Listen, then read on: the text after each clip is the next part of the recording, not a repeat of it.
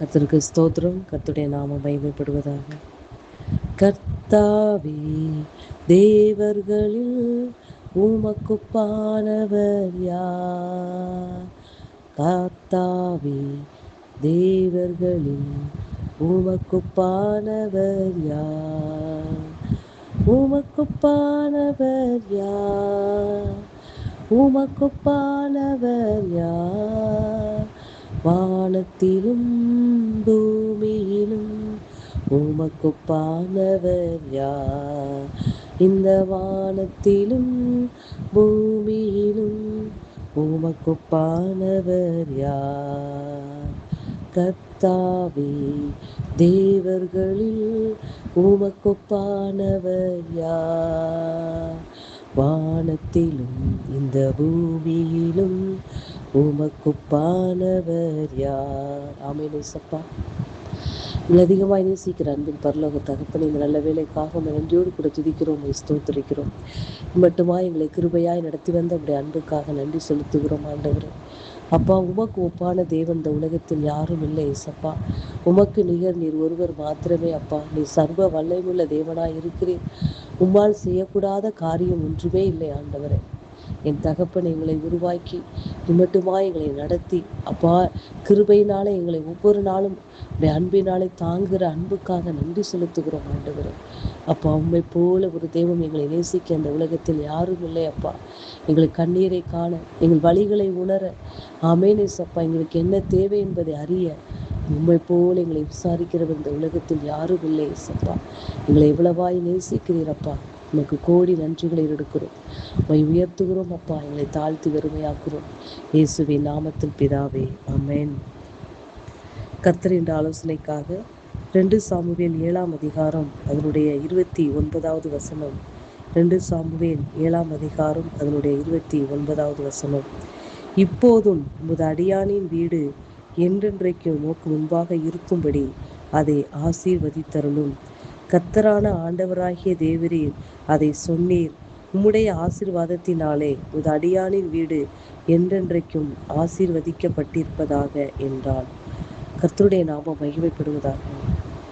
தாவீது இப்படியாய் சொல்லுகிறார். தாவீதை கர்த்தர் ஆட்டு தொழுவத்தில் இருந்து எடுத்ததை அவன் ஒரு காலும் மறக்கவில்லை. அவன் தான் எடுக்கப்பட்ட நிலையை அவன் மறக்காமல் இருக்கிறபடியினாலே எப்பொழுதும் கர்த்தரை தனக்கு முன்பாக வைத்திருந்ததை நாம் வேதத்தில் பார்க்கிறோம். தனக்கு மேன்மையான காரியங்கள் நடக்கும் பொழுதும், நான் மேட்டிமையான இடத்தில் நான் வைக்கப்படும் பொழுதும் தாவீது ஒரு நாளும் கர்த்தரை என்ன செய்யவில்லை, மறுதளிக்கவில்லை, அவரை தேடாமல் இல்லை.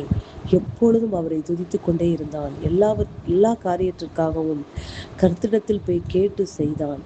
இப்படி அவன் கர்த்தரை தன் வலது பார்சத்தில் இப்பொழுது வைத்திருக்கிறபடியால் அவன் அசைக்கப்படாதிருந்தான். அப்படி இருந்த போதிலும் கர்த்தருடைய சமூகத்தில் அவனுடைய விண்ணப்பம் எப்படிப்பட்டதா இருந்தது என்றால், அவன் எல்லா ஆசீர்வாதத்தை பெற்று இருந்தும் ஒரு ராஜாவாக இஸ்ரவேல் மேல் ஏற்படுத்தின போதும் அவனுக்கு ஒரு குறைவில்லாதிருந்த பொழுதும் அவனுடைய விண்ணப்பம் எதுவாய் இருந்தது என்றால், இப்போதும் உமது அடியானின் வீடு என்றென்றைக்கும் உனக்கு முன்பாக இருக்கும்படி அதை ஆசீர்வதித்தருளும் என்று.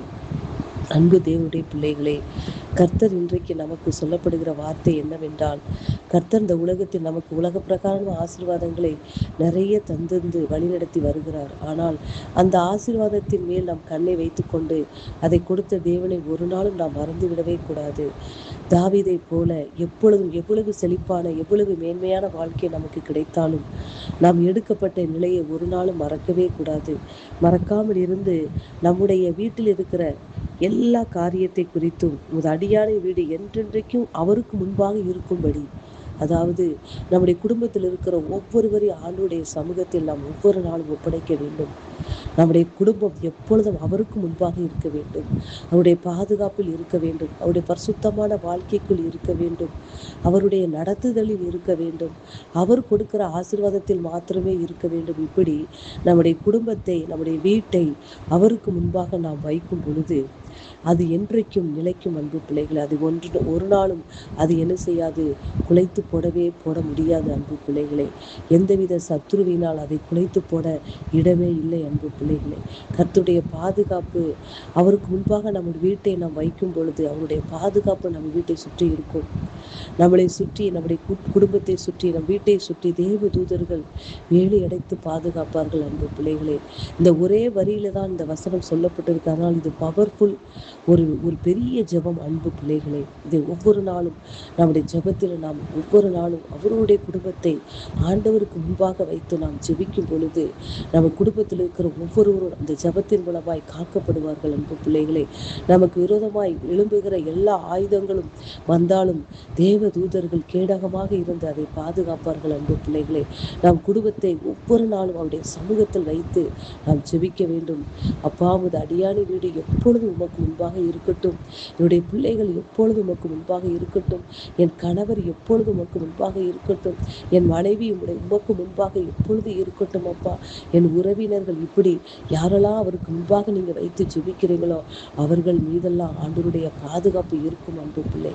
மகிமையானவைகள் மேலெல்லாம் தேவ காவல் உண்டாயிருக்கும் என்று வேதம் சொல்லுகிறது அன்பு பிள்ளைகளை.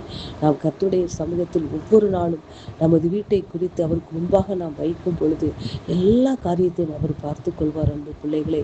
அவருடைய பாதுகாப்பும் அவருடைய வழிநடத்தலும் அவருடைய பரிசுத்தமான வழிநடத்தலும் நமக்கு இருக்கும் பொழுது எந்தவித தீமை நம்மளை அணுகவே அணுகாத அன்பு பிள்ளைகளே. அது வந்தாலும் அது தன்னாலே விலகி ஓடிவிடும். உனக்கு விரோதமாய் ஒரு வழியாய் வருகிறவர்கள் 7 வழியாய் ஓடி போவார்கள் என்ற வேதத்தின் படியாக நமக்கு விரோதமாய் ஆயுதங்கள் உருவாக்கப்பட்டு கொண்டிருக்கும். ஆனால் நம் கண்களுக்கு தெரியாது.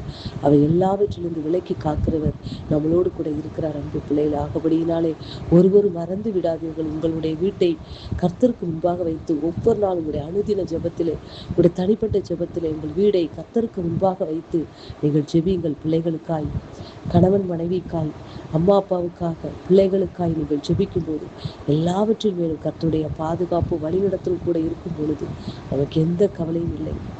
நம் பிள்ளைகள் மீது நாம் அவர் கர்த்தருடைய சமூகத்தில் பிள்ளைகளை வைத்து ஜெபிக்கும் பொழுது நாம் எந்நேரம் பிள்ளைகளோடு கூட இருக்கவே முடியாது. ஆனால் ஆண்டோடைய வழிநடத்தல், அவருடைய பரிசுத்தமான வழிநடத்தல் பிள்ளைகளோடு கூட இருக்கும். பிள்ளைகளை காத்துக்கொள்ளும். அக்கினி பதிலாயிருந்து கர்த்தர் காப்பார் அன்பு பிள்ளைகளை. ஆகபடியினாலே ஒரு நாளும் மறவாதீர்கள். ஒவ்வொருவரும் தனிப்பட்ட ஜெபத்தில் அவரவர்கள் வீடை, உறுப்பினர்களை, உறவினர்களை, குடும்பத்தினரை, பிள்ளைகளை கர்த்தருக்கு முன்பாக வைத்து ஜெபியுங்கள். கர்த்தருடைய பாதுகாப்பு வழிநடத்தல் கூட இருக்கட்டும். வார்த்தை நிமித்தமாக கர்த்தர் உங்களை ஆசீர்வதிப்பாராக. ஆமென்.